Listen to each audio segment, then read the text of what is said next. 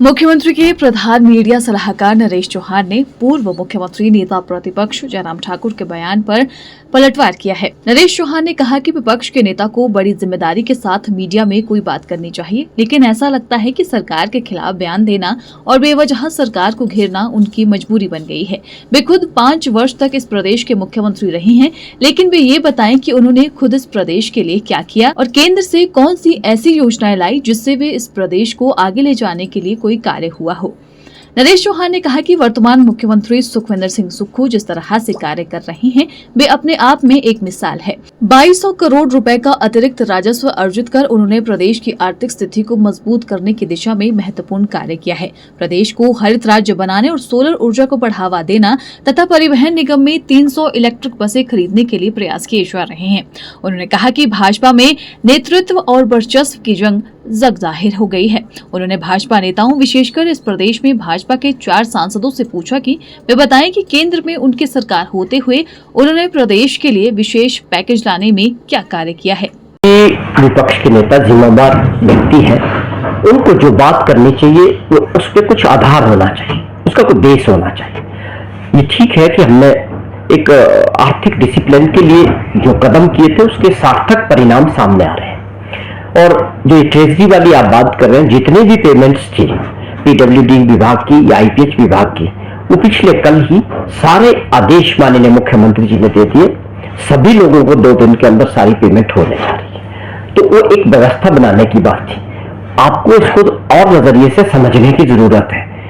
कोई दिक्कत नहीं है, ना ट्रेजरी में दिक्कत है ना खजाने में दिक्कत है, लेकिन आपने जिस तरह का खजाना छोड़ा था, जो हालात आप करके गए थे, स्वाभाविक तौर पर उसमें सुधार करने की प्रक्रिया चल रही है और उसके परिणाम अच्छे आ रहे हैं। बिल्कुल किसी तरह की कोई प्रॉब्लम नहीं है। ये बार बार ये प्रयास किए जा रहे हैं विपक्ष द्वारा। वो लोग जो ये प्रचार नहीं पा रहे हैं कि आज एक आम परिवार से निकला हुआ व्यक्ति मुख्यमंत्री बना है, और खास तौर पर जिस प्रकार का एक उनका 2 साल का कार्यकाल रहा, जो नेक्सस है, भ्रष्टाचार है, उसके ऊपर लगाम लगी है।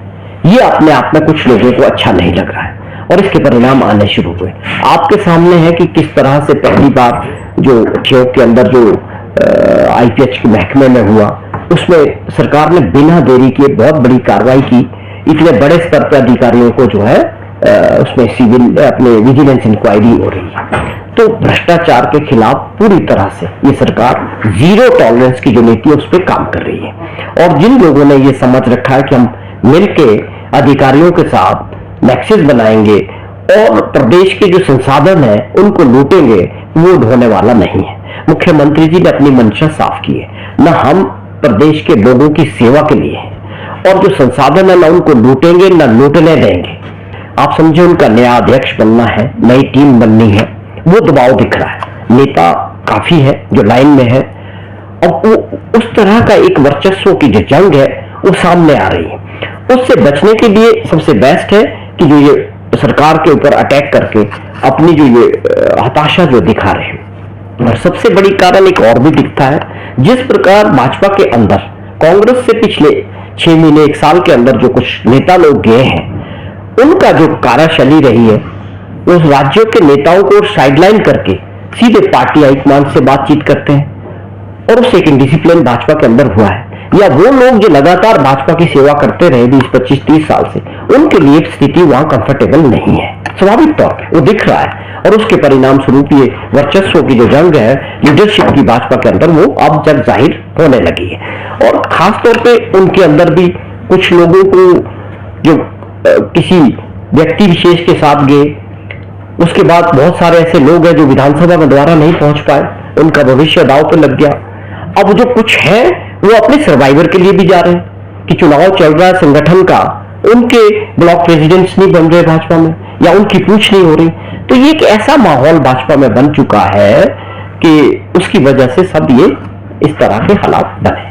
Bureau report, channel 9 Shimla.